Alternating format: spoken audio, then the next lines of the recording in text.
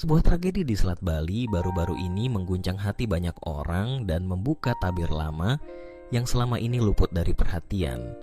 Kisruh pendataan penumpang kapal laut di Indonesia. Tenggelamnya KMP Tunu Pratama Jaya, kapal penyeberangan yang membawa harapan dan impian puluhan orang, bukan sekadar musibah biasa. Di balik gelombang yang menelan kapal itu, tersimpan kisah pilu tentang para korban yang bahkan tak tercatat namanya. Seolah-olah mereka tidak pernah ada di atas kapal itu. Bagaimana mungkin di era digital seperti sekarang masih ada penumpang yang hilang dari daftar resmi? Dan apa dampaknya bagi keluarga yang menanti kepastian di daratan? Mari kita telusuri lebih dalam, mulai dari perasaan lega hingga kecemasan mendalam yang dirasakan Rani Komalasari dan keluarganya. Ketika nama Putri Permatasari, calon menantunya, tak tercantum dalam manifest penumpang, rasa syukur sempat menyelimuti hati mereka. Namun, telepon dari Banyuwangi membalikan segalanya. Ibunda Putri meyakinkan bahwa anaknya benar-benar berada di kapal naas itu. Bahkan pemilik travel pun mengonfirmasi Putri adalah satu-satunya penumpang perempuan dalam rombongan mereka. Ternyata, kenyataan di lapangan jauh dari yang tercatat di atas kertas. Kasus Putri hanyalah satu dari sekian banyak korban yang hilang dari manifest. Musibah ini seolah menampar keras sistem pendataan penumpang kapal laut di kedua sisi Selat Bali, baik di Pelabuhan Gilimanuk, Bali, maupun Ketapang, Banyuwangi. Data resmi menyebutkan ada 53 penumpang, 12 kru, dan 22 kendaraan di kapal tersebut. Namun, dari 6 korban meninggal yang telah ditemukan, hanya satu nama yang tercatat dalam manifest. Bahkan, sejumlah korban selamat juga tidak terdata secara resmi. Bayangkan betapa sulitnya proses evakuasi dan identifikasi jika data dasar seperti ini saja sudah kacau.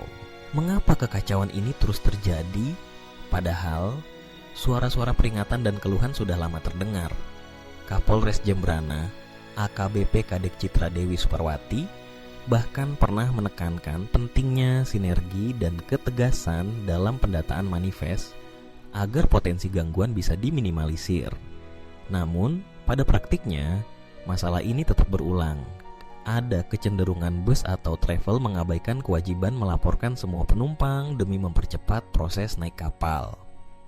Sistem tiket yang dihitung berdasarkan golongan kendaraan, bukan jumlah penumpang, semakin memperparah keadaan. Para sopir dan kondektur seringkali tidak menyerahkan KTP seluruh penumpang, dan petugas pun tidak mencatat semua nama seperti seharusnya. Akibatnya, saat musibah terjadi, banyak keluarga harus menelan pahitnya ketidakpastian. Mereka mencari nama orang terkasih di daftar manifest, hanya untuk mendapati nama itu tak ada. Bahkan, beberapa korban yang ditemukan, baik selamat maupun meninggal, identitasnya tidak sesuai dengan data resmi. Hal ini memperlambat proses identifikasi dan membuat keluarga menanggung beban psikologis berkepanjangan. Tragedi KMP Tunu Pratama Jaya memberikan pelajaran penting bagi kita semua tentang betapa krusialnya akurasi data dalam setiap moda transportasi, khususnya laut. Tidak hanya demi keselamatan, tetapi juga demi kemanusiaan, agar setiap nyawa yang berlayar benar-benar tercatat dan dihargai. Musibah ini menjadi pengingat bahwa perubahan nyata harus segera dilakukan. Semua pihak, dari pengelola pelabuhan, operator kapal, hingga pemerintah, perlu berbenah dan bekerja sama memastikan setiap penumpang terdata dengan benar sebelum kapal berangkat. Pada akhirnya, kisah tragis ini bukan hanya tentang kapal yang tenggelam, tetapi juga tentang sistem yang gagal menjamin keselamatan dan kepastian bagi warganya. Semoga dari gelombang duka ini lahir kesadaran dan tindakan nyata agar tragedi serupa tak terulang di masa depan,